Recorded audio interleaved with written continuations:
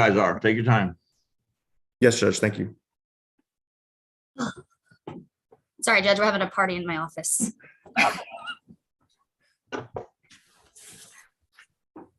Okay, Ms. Morgan, you all ready to proceed? Ready, Judge. Okay, with you, Mr. Mason? Yes, sir. Ready to proceed? All right. Go ahead, Mr. Vieira. Yes, Judge. I apologize for the interruption. No problem, Judge. Let's see, Mr. Mason. So you mentioned that you were a limousine driver. You understand the importance of being a safe driver, right? Yes, sir. Why were you arrested? Well, in the report, the officer said, I'm not going to talk about objection. Don't talk about evidence. He wants to know what you're on bond for.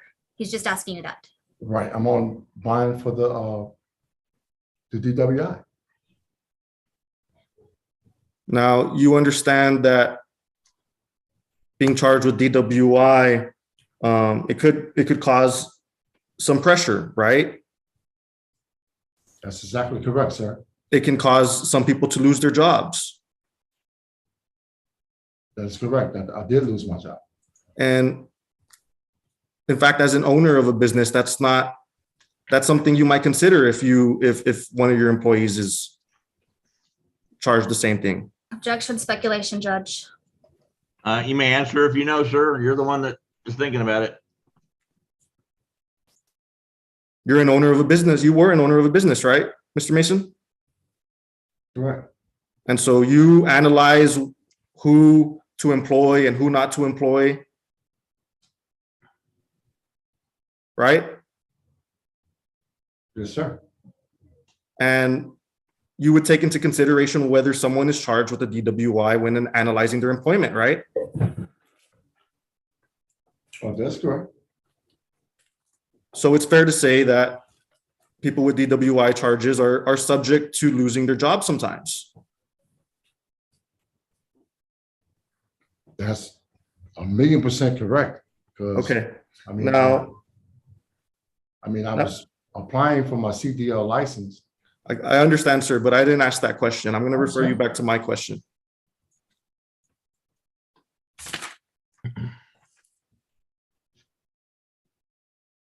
So I think the pardon me, sir. Excuse me.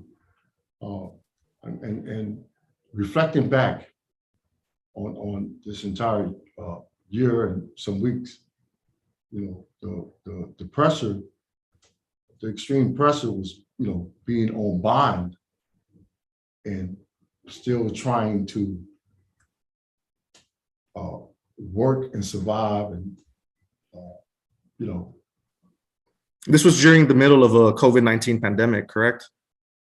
The extreme pressure was critical when I got arrested and being on bond and having all of that. That wasn't my question. I'm gonna ask you again that the COVID-19, this was all during the COVID-19 pandemic, correct?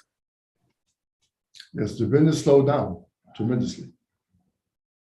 But the extreme pressure is after my arrest and being on bond and dealing with, you know, I tried to cooperate fully with all the rules and regulations, and do everything successfully to resolve this matter. Right. But you did incur some violations, right? During your pretrial arrest, your pretrial supervision? Mr. Mason, is that correct? Could you be more specific, sir? Because, I mean, Did you violate any conditions of your pretrial release?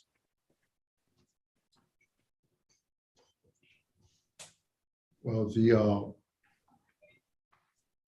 It's a yes or no question, sir.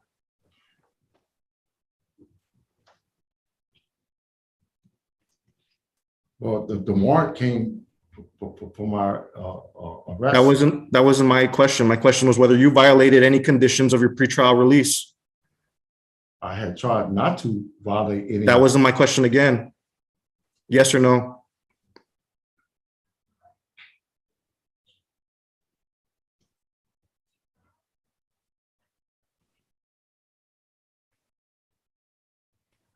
To be more specific, sir, because I'm really just, You know what a violation is? Mr. Mason? If you could say yes or no for the record, someone is keeping record of this and they need to be able to write it down. okay, You know what a violation is? yes, You were informed of your conditions when you were released on pretrial. Right? Again, if you, okay. And so you violated those conditions, right? Hey, Eddie, let me jump in here and I apologize. This is taking a whole lot longer than I anticipated it taking, and this is where I'd like to do it with both the defense and the state's permission. Let's take a break for just a second and let's talk about Barker v. Wingo and what specific 4 factors that we're considering and what we've established at this point. So my understanding is that everybody agrees on the length of delay, approximately a year, a little more, maybe a year and a month, something like that. Ms. Morgan, do you agree? Judge. And state, do you agree? Your Honor, we would argue that there has been no delay because the defendant has not been formally accused. That's not my question. My question is between the date he was arrested and today, it's been approximately a year or a year and a month. Do you agree with that? That, yes, Your Honor. I understand your other argument. Okay. The reasons for delay are clear to me. And that's primarily, we've got COVID stuff going. We've got lab stuff going. The lab stuff is on the state, but I understand the state's argument that no information has been filed until probably today. I'm not sure that makes a difference or not. That's going to be my Brooke question. Assertion of the right to speedy trial is timely. It took approximately a year to do assert a right to speedy trial. The presumption is 8 months. Everybody agrees on that. That doesn't necessarily, that presumption take into effect COVID factors, et cetera. I fully understand the stresses appointed with anybody being charged with a crime. I understand the testimony so far of Mr. Mason, and I don't need any more testimony on that. I don't want to stop the state and the defense from eliciting anymore, but I would like to minimize the time it's going to take because I got it right now. So anything else you add is, you've got every right to add it, but I don't need it. So I'm going to turn it back over to Eddie to do his cross-examination. If you have other things you want to establish, feel free. No, Judge, that'll be it. The state passes the witness. Ms. Morgan, you have anything further? I rest, Judge. All right. At this point in time, I want to contact Brooke and explain exactly what's going on with her and get her answers. So I'll have an answer for you later on this afternoon or tomorrow, depending on the availability of Brooke. This won't take Brooke 5 minutes to figure out. The big issue in my mind is the state's argument with regard to when the information is filed. And I don't know if that makes a difference legally or not, because the person is still arrested, still subject to the same pretrial conditions. But everybody is. And, a year delay on a DWI in Bexar County, San Antonio, Texas is not really a huge thing, especially in light of COVID. So I see arguments on both sides. Let me run it by book and I'll get back to you. That'd be okay with you, Ms. Morgan? That's fine, Judge. And that'd be okay with you, Mr. Villarreal? Yes, Judge. I just want to make the court aware that I did file a brief in support of this motion for denial of this motion. I just want to make the court aware of that. It does have case law citing our arguments. And Judge, in the event that this is denied, I would like this set for trial next week and every week thereafter. State will be ready, Judge. Okay, I understand that. Let me back up, Ms. Morgan. Do I currently have Mr. Mason giving weekly UAs, or was that a long time ago? Do I currently have him doing that? Currently have him doing weekly UAs and Smart Start Mobile at 4 blows a day and weekly reporting, I believe. Okay, my normal procedure on it, and bear with me, and I apologize, everybody. I have 1,500 active defendants, either pretrial or on probation, and I have a hard time keeping up with all of them.